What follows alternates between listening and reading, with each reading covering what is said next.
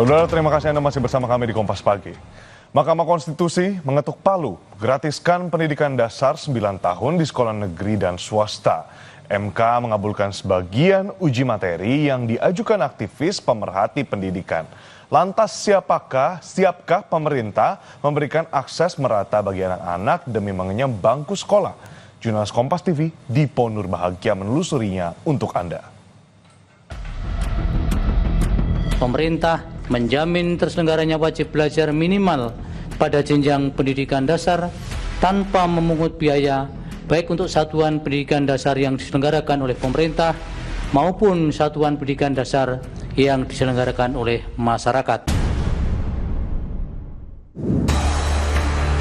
Apakah kemudian pendidikan dasar gratis ini menjadi suatu hal yang realistis atau tidak? Nampaknya pemerintah saat ini juga masih terus berkoordinasi khususnya soal anggaran, Pak Anies. Anggaran pendidikannya harus menggeser hanya bisa tangan presiden. Karena banyak sekali disalurkan untuk kegiatan-kegiatan yang dilabeli pendidikan, tapi tidak senyatanya memberikan dampak kepada rakyat Indonesia kebanyakan.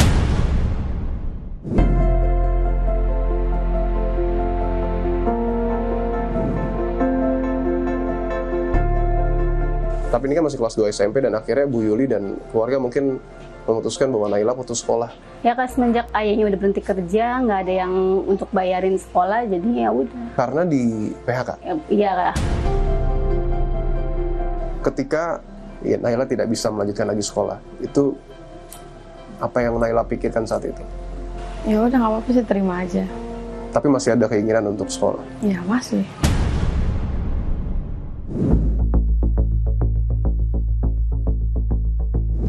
Negara kita menempatkan pendidikan sebagai yang teratas dalam APBN. Kalau tidak salah, APBN sekarang ini mungkin yang tertinggi selama sejarah Republik. Kita terikat dengan putusan MK itu, tetapi bagaimana melaksanakannya itu harus koordinasi dengan kementerian terkait, dan yang sangat penting lagi adalah arahan Bapak Presiden.